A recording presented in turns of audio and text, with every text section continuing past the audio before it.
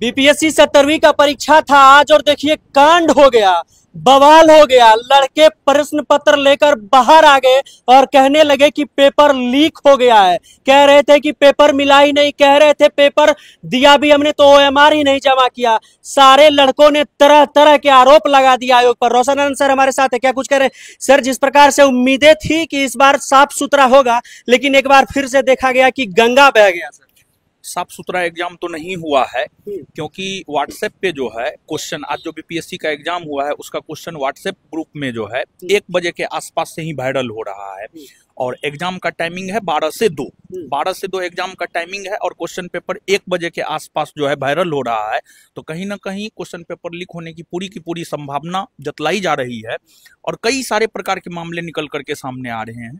एक तो ये मामला निकल करके सामने आ रहा है कि जो है आपको जैसे 12 बजे से एग्जाम होना है, विद्यार्थी को क्वेश्चन 12:15 में मिला है, विद्यार्थी को क्वेश्चन 12:20 में मिला है, 12:25 में मिला है। तो एक तो ये, और दूसरा जो है पटना डीएम सर का जो है एक स्टेटमेंट है कि बच्चा 288 क्वेश्चन पेपर आना चाहिए था लेकिन 192 ही आया है।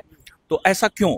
बीपीएससी एक संवैधानिक संस्था है और संवैधानिक संस्था जो है अधिकारी बनाने जा रहा है और एग्जाम में ही जो है मिसमैनेजमेंट, ऐसा तो नहीं होना चाहिए था।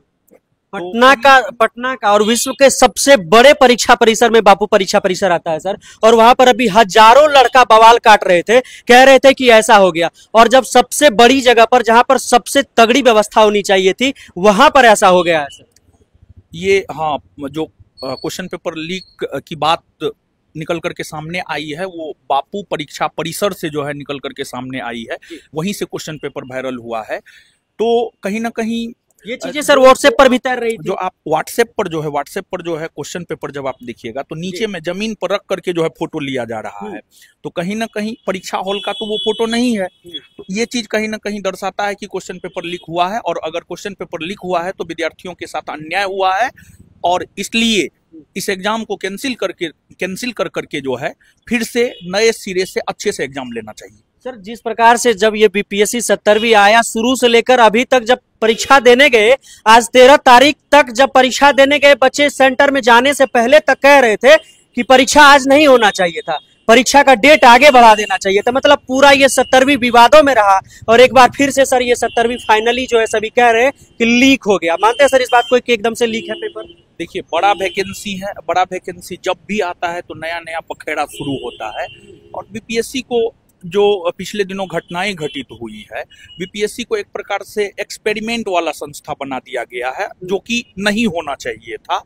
और बीपीएससी क्या, किसी भी एग्जाम में साफ सुथरा एग्जाम होना चाहिए, लेकिन बीपीएससी का एग्जाम साफ सुथरा नहीं हुआ है।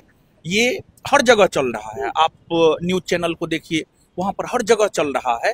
तो कहीं ना कहीं अन्याय हुआ है विद्यार्थियों के साथ। सर बापू परीक्षा परिसर में जब हमने वो वीडियो डाला, बच्चों से रिव्यू लिया, तो उसके बाद अनेकानेक मैसेज आने लगे कि हमारे सेंटर पे ऐसा देखा गया, हमारे सेंटर पर ऐसा देखा गया। तो क्या लगता है कि सर यहाँ पर बड़े स्तर पर हो गया, इस वजह से चीजें बाहर आ गई, और छोटे स्तर पर ऐसे होती चीजें बाहर नहीं आती?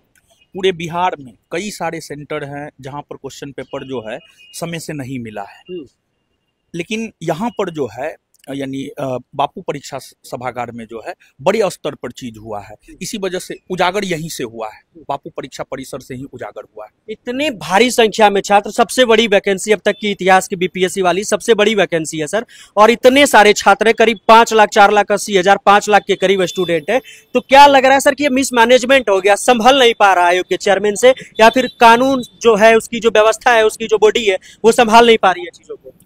आयोग के चेयरमैन स्टूडेंट को लेकर के कहते हैं कि वो नॉन कॉन्शियस स्टूडेंट है। बिल्कुल सर, जब 90,000 बच्चों का फॉर्म नहीं भरा है तो वो कह रहे थे कि नॉन सीरियस स्टूडेंट है, फॉर्म नहीं भरा उन्होंने, ये ऐसा कैसे हो सकता है? आज देखिए, आज तो दिख गया कि कौन सीरियस है और कौन सीरियस नहीं है।